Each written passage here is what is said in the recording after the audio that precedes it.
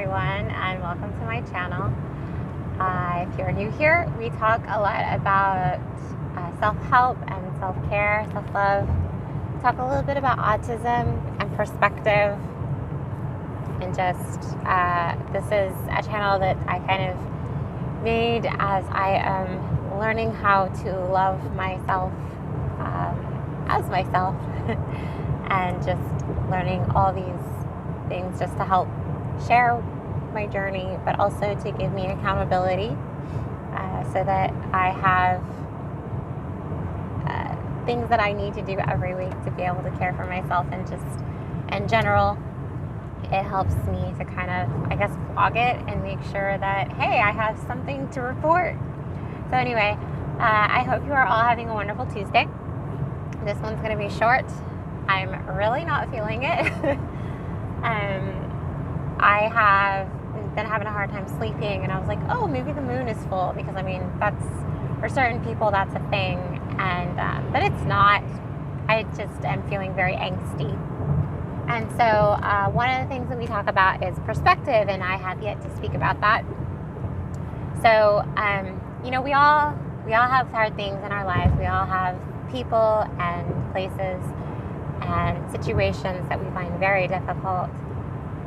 But, you know, one of the things besides our coping skills and, you know, taking time to respond instead of react is perspective.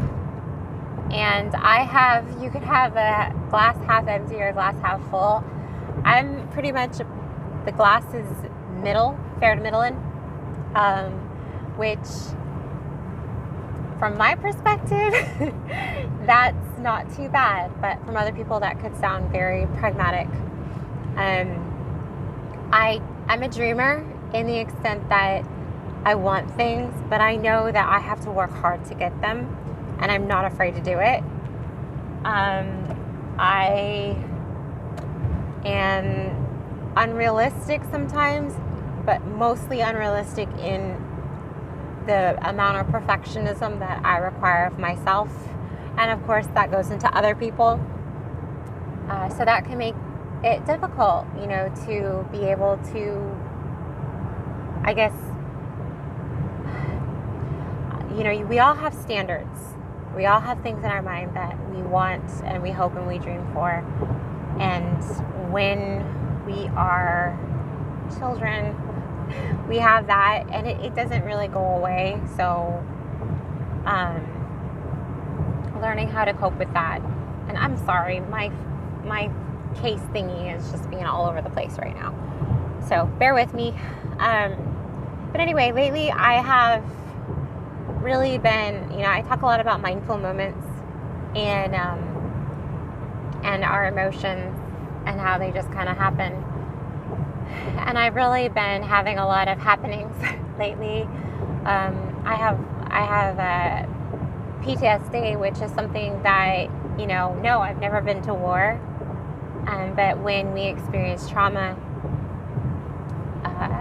and we're not able to handle it at the time, we basically put all of our, you know, when an event happens, there is a sequence of events that the human body goes through to handle it. And without getting too medical and technical on you, you know, your mind, your senses, and also the vibrations of, you know, from other people, we feed off of that. And when you are in a traumatic situation, we basically go into survival mode. And when you're in survival mode, you miss everything except for surviving. So if, you know, somebody is dying in front of you, you want to make sure that that person is comfortable. You want to make sure that, you know, the proper authorities are in charge. You want to make sure, and you're not really taking your emotional temperature. You're not thinking, you probably have this passing thought of, oh my gosh, I don't want to do this, or why is this happening to me? And we quickly, well, not everybody, but survivalists, people that are survivors, they immediately put it in a box. And they put the smells in a box. They put the noise in a box. They put the feelings in a box. They put the visuals in a box, and the sights of all of it, the colors and the flashes and all of that, it goes into hundreds of little boxes. And we keep going. But the thing is now we're carrying this memory, this event, this trauma in a whole bunch of different boxes, and it's very disjointed. And so eventually we have these flashes that come back, you know, the smell or the sound or the time of year or whatever that brings back that trauma or that event, and the parts that we put into the box, they start to pop open, and it's like, oh my goodness, what am I doing? So pain is the thing that helps us understand ourselves. It helps us feel alive, yes, but it also helps us understand what we want and what we need. And when you are in a traumatic situation, what you want and what you need completely goes out the door, and along with that, the pain. And you're just focusing on surviving. So I have been in a lot of situations over my lifetime that from a very early age that I have always had to take care of other people and make sure that things were okay. And that's not okay for a child to have to do. That's not okay for a wife to have to do. That's not okay for a mother to have to do. But that is the story that is mine. That is the reality that is mine. And so with that, I have a lot of trauma. And, you know, it's one of those things that you basically just take it one step at a time, and you have to unbox those boxes when it happens. And a lot of times for us, when we have flashes or memories or sense, we get overwhelmed, and it's like your immediate response is flight, flight, flight. I don't want to do this. I don't want to think about this. What can I do to make myself not have to deal with this? But the thing is that every experience, whether it's good or bad, it is a gift. You know, the fact that you're alive to experience love, pain, loss, hope, all of those things, they are a gift, and that's why they go in those boxes. And so you can have the perspective of, oh my goodness, this is happening again. Why is this happening to me again? Why can't I get over this? And that's a perspective that is totally acceptable. But it's a perspective that is going to make it to where you're wanting to get rid of it instead of accepting it. And part of loving yourself is accepting all of you. And part of forgiving others and things is accepting the good and the bad. It doesn't mean you accept it as, yeah, this is great. You can accept horrible, heinous things and still be okay. Not be a wet blanket. And accepting those things is what allows us to get to know ourselves. If we are so busy fighting and being bitter and trying to get back at someone, every time we do that, we are denying ourselves the gift to grow. And it's natural because, I mean, we have growing pains. It's the thing, when you're getting taller, it hurts. You know, when your body is stretching, when your mind is stretching, it hurts. And we don't like pain. We like to cry about it. But it really is all about your perspective. And so I have been having a lot of boxes gifted to me lately. And I wake up crying over them. And I would love to stuff them away or, you know, throw them all at one time in just like be an explosion. But my mind and my body, they take such good care of me, you know, that at the end of the day, the mind is a wonderful thing. And so your mental health it is so strong, even at its weakest time. It is so strong because it's busy healing other parts that you have not taken care of. And so, anyway, that's my perspective.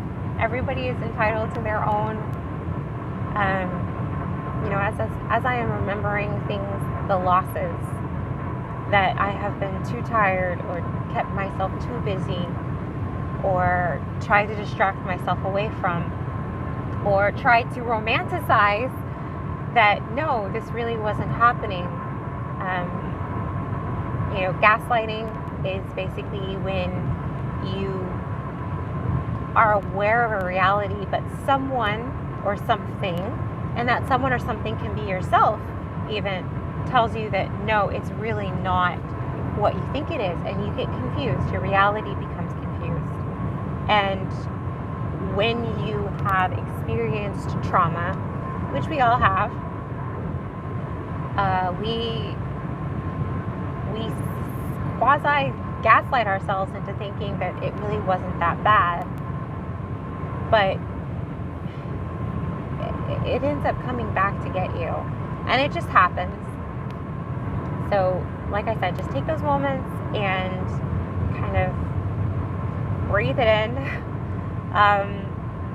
and enjoy the things that you have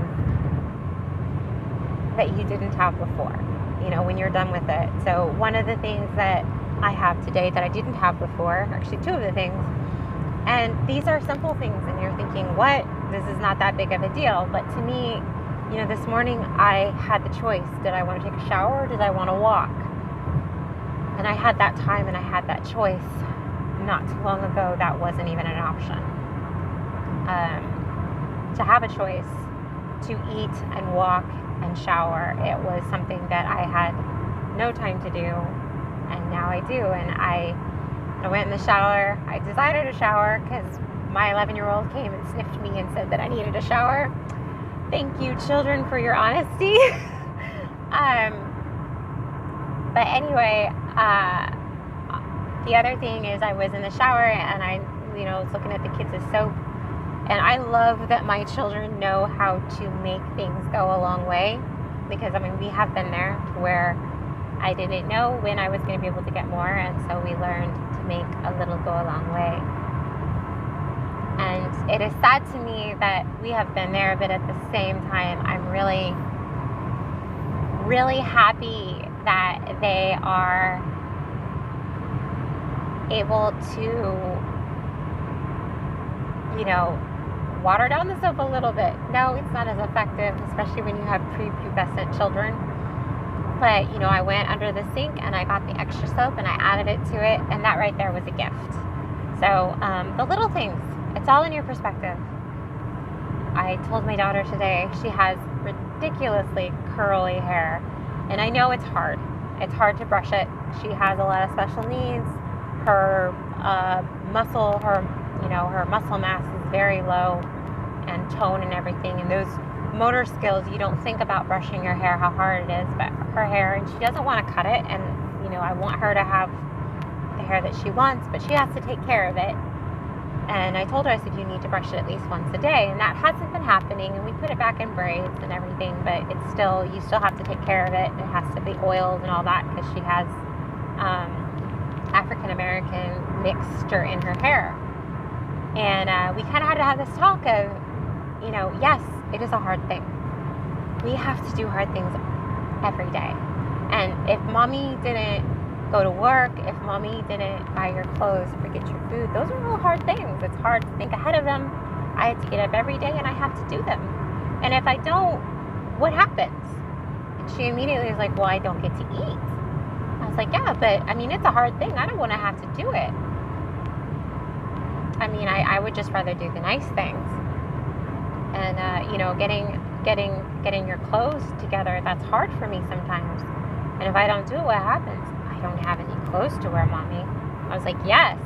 So it's mommy's job to make sure that you are taken care of in that way, that you have food and clothing.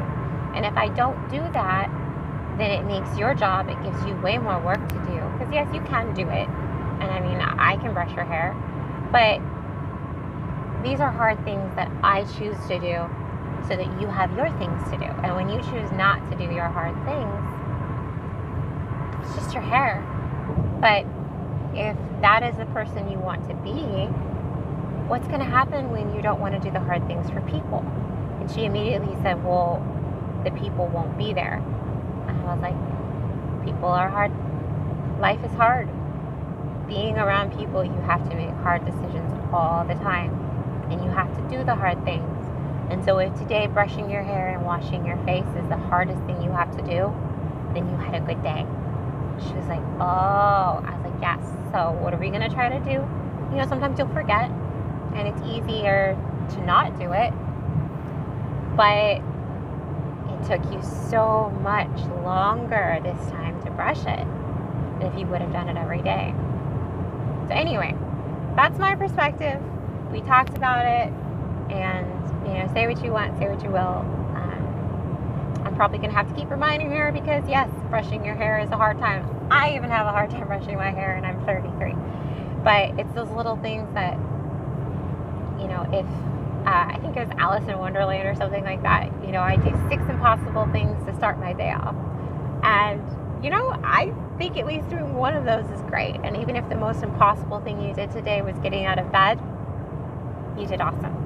So anyway, I hope you all have a wonderful week and a great Tuesday, and that you found this video helpful. If you did, give it a thumbs up. Put the little bell on the bottom because I try to upload every Tuesday, and I'm literally usually in the car. So, and yes, I do have both hands on the wheel. Anyway, I hope you all have a wonderful day and a great week.